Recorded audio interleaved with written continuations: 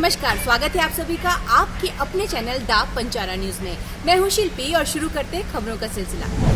हरदोई जिले में कोरोना मरीजों के लिए केंद्रीय विद्यालय मलिहा मऊ में कोविड-19 अस्पताल में इन दिनों इंतजाम अच्छा नहीं है और गंदगी फैली है।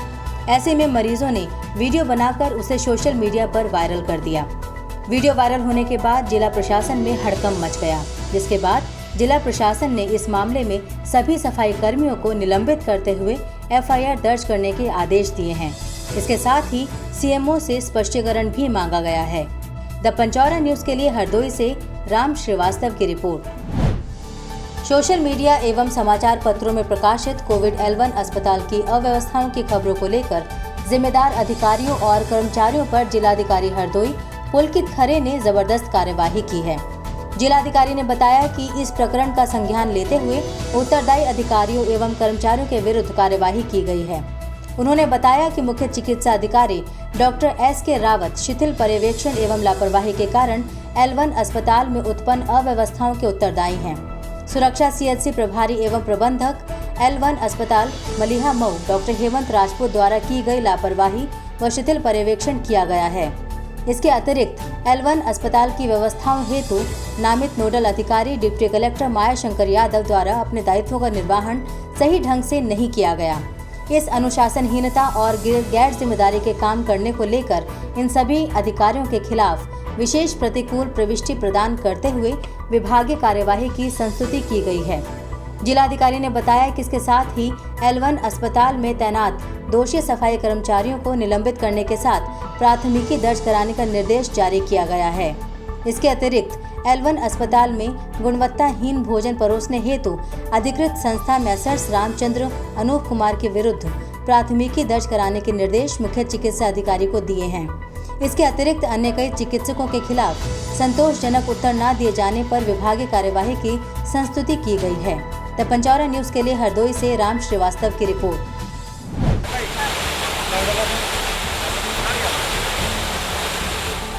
हरदोई जिले के टोडरपुर ब्लॉक थाना मझिला में चठिया धनवार स्थित नहर कटने से किसानों की हजारों बीघा फसल जलमग्न हो गई है और बहुत से किसानों के मकान पानी के बहाव में बह गए हैं।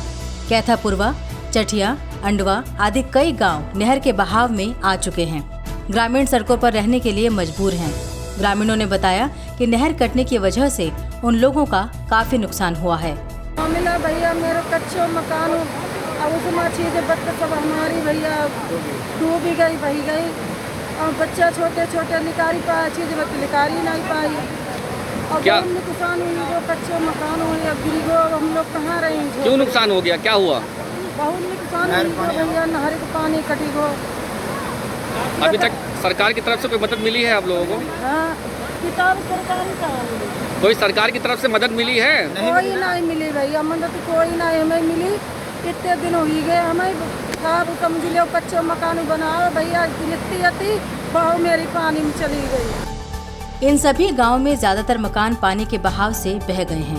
प्रशासनिक अमले के द्वारा नहर के बहाव को बंद करने का काम किया जा रहा है, लेकिन अभी तक किसानों और ग्रामीणों को कोई भी प्रशासनिक मदद नहीं मिल पाई है। द पंचारा न्यूज के लिए हरदोई से राम श्रीवास्तव की रिपोर्ट। हरदोई के जिलाधिकारी पुलकित खरे ने कलेक्ट्रेट सभागार में वरिष्ठ अधिकारियों के साथ बैठक की। बैठक में PM गरीब कल्याण योजना के विषय में खास तौर पर चर्चा हुई। जिलाधिकारी ने कहा कि अधिकारी अपने अपने विभाग के माध्यम से जनपद में आए कुशल एवं अकुशल श्रमिकों को प्रधानमंत्री गरीब कल्याण योजना के अंतर्गत अधिक से अधिक प्रवासियों को रोजगार दिलाकर आत्मनिर्भर बनाए। बैठक में जिलाधिकारी ने उद्योग एवं खादी ग्राम उद्योग की प्रधानमंत्री मुख्यमंत्री स्वरोजगार योजना, एक जनपद एक उत्पाद, ई-रिक्शा आदि योजनाओं में ऋण स्वीकृति हेतु विभागों द्वारा विभिन्न बैंकों को स्वरोजगार हेतु भेजे गए ऋण आवेदन पत्रों की समीक्षा करते हुए DM को निर्देश दिए कि जिन प्रवासी लाभार्थियों का उक्त योजनाओं में चयन हो गया है उनका नियम अनुसार प्रशिक्षण कराते हुए रोजगार हेतु तत्काल लोन उपलब्ध कराना सुनिश्चित करें तथा इस पर निगरानी रखते हुए प्रवासियों श्रमिकों के लोन स्वीकृति में देरी एवं लापरवाही करने वाले बैंकों के विरुद्ध कार्यवाही करें। द पंचारा न्यूज के लिए हरदोई से राम श्रीवास्तव की रिपोर्ट। जनपद हरदोई की मुख्य विकास अधिकारी निधि गुप्ता वत्स ने मरई हरियावा के अस्थायी पशु आश्रय स्थल का दौरा किया। पशु आश्रय स्थल पर मुख्य विकास अधिकारी महोदया ने बांस के पौधों का रोपण भी किया। गौशाला के चारों ओर खाई पर 200 बांस के पौधों का रोपण किया गया। इसके साथ ही मुख्य विकास अधिकारी द्वारा गौशाला में उपलब्ध पशुओं की ईयर टैगिंग का निरीक्षण किया गया। सभी 112 पशुओं की ईयर टैगिंग पाई गई। साथ ही गौशाला में उपलब्ध वर्मी कंपोस्ट में केंचुआ डालने के निर्देश खंड विकास अधिकारी एवं पशु चिकित्सा अधिकारी को दिए गए। मरई गौशाला है हरियाणा में, यहाँ पे अभी गौशाला का निरीक्षण किया गया है। गौशाला में अभी जितने संरक्षित पशु हैं, डॉक्टर ने बताया कि सभी 100% टैग हो रखे हैं और सभी जो मेल हैं वो जो है कैस्ट्रेटेड हो रखे हैं।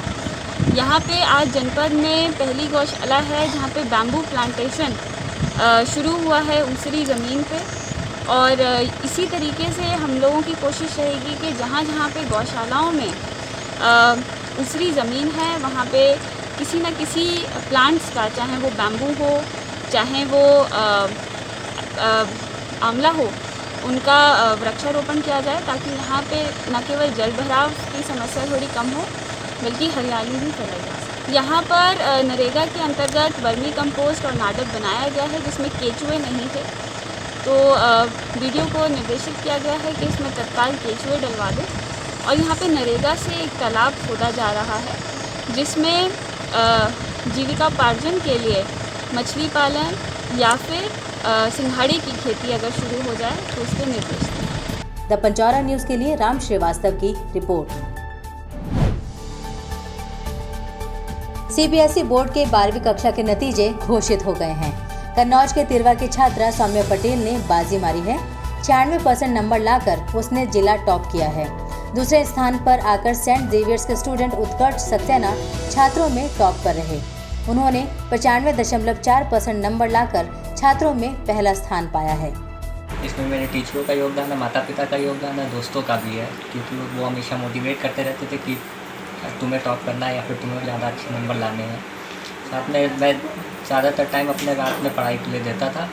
स्कूल से आते थे, फिर आराम से रेस्ट करते थे, फिर कभी अगर आप काम करते थे स्कूल का, फिर रात में जो हो सकता था जितना हो सकता था पढ़ते थे, फिर सुबह स्कूल से। टीचर और सबको, परिवार वालों, टीचरों और दोस्तों सबको बहुत खुशी है कि मैंने जितना चाहा था मुझे उतना मिला है, और टीचर तो बहुत खुश है। शाम होते ही जैसे सीबीएसई इंटर का रिजल्ट आया, पास होने वाले बच्चों को बधाई देने वालों का तांता लग गया।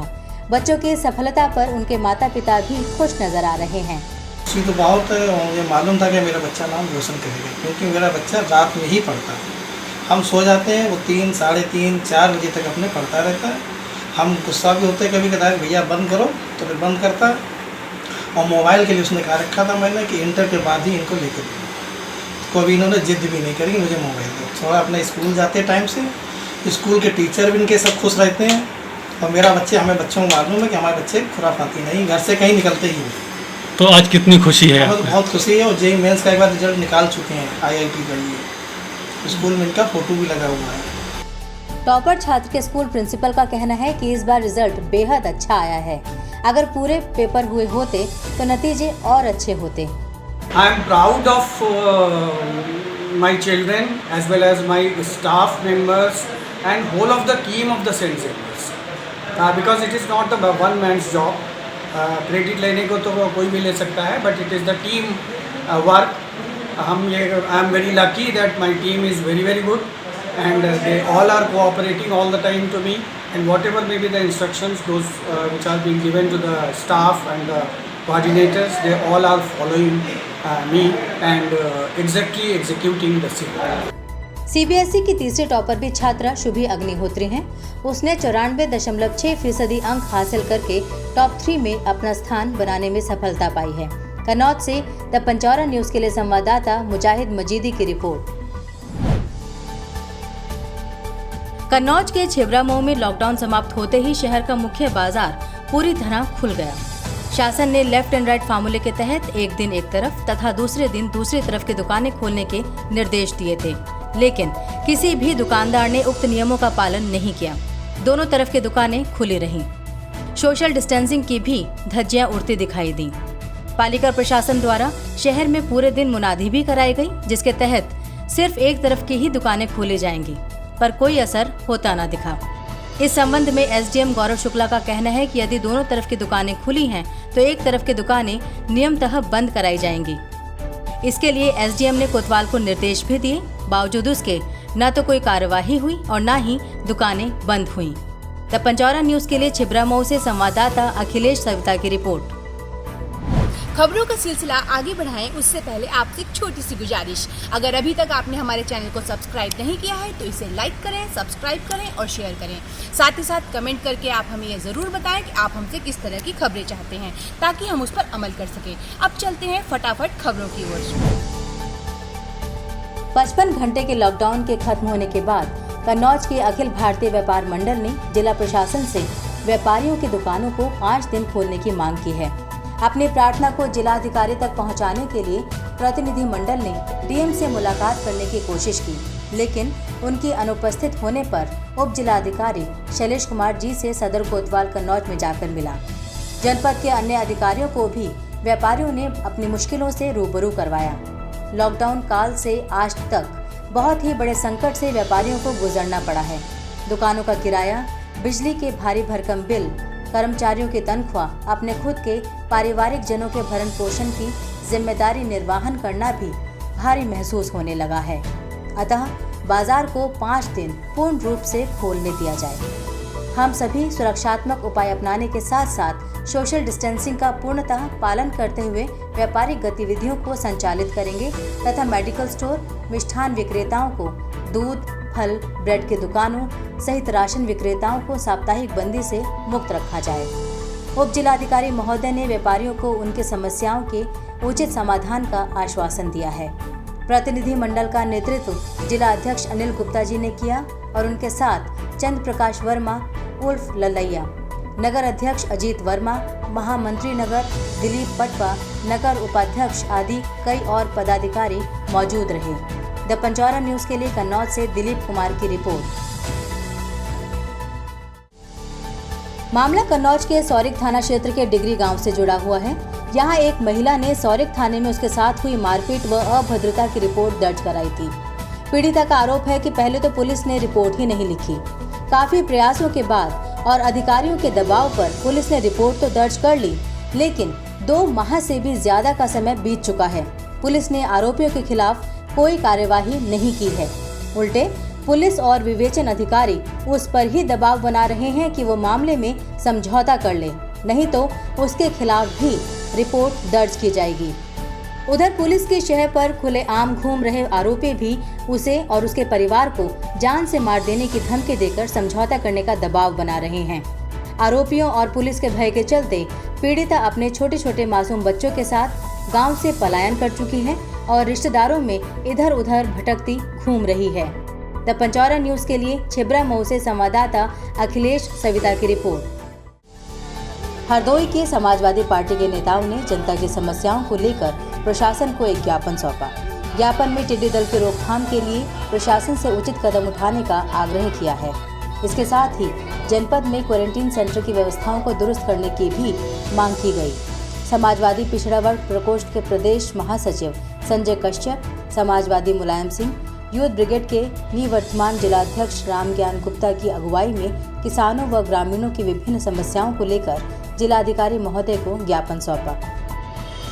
आज हम सब समाजवादी लोगों ने हरदोई जनपद की विभिन्न समस्याओं को लेकर जिला अधिकारी महोदय जी को ज्ञापन सौंपा और ज्ञापन के माध्यम से हम सब समाजवादी लोगों ने मांग की है कि हरदोई जनपद में टिड्डी दल का प्रवेश हो चुका है, जिससे किसानों को भारी नुकसान हो रहा है। उसके लिए प्रशासन उचित कदम उठाए और मलिया माऊ स्थित क्वारंटाइन सेंटर में अव्यवस्थाएँ हैं, ना ही कोई खाने पीने की व्यवस्था है, ना ही वहाँ पर कोई डॉक्टर की व्यवस्था है और ना ही कोई साफ सफाई की व्यवस्था है। हम प्रशासन से मांग करते हैं कि जल्द से जल्द समस्याओं का निस्तारण किया जाए। जय हिंद, जय समाजवाद। हरदोई से द पंचौरा न्यूज के लिए राम श्रीवास्तव की रिपोर्ट। आज की खबरों में फिलहाल इतना ही। अपने आसपास की खबरों को जानने के लिए, उनसे रूबरू होने के लिए हमारे चैनल को लाइक करें, सब्सक्राइब करें और साथ ही साथ शेयर करें। कल फिर होगी मुलाकात कुछ नई खबरों के साथ। तब तक के लिए नमस्कार।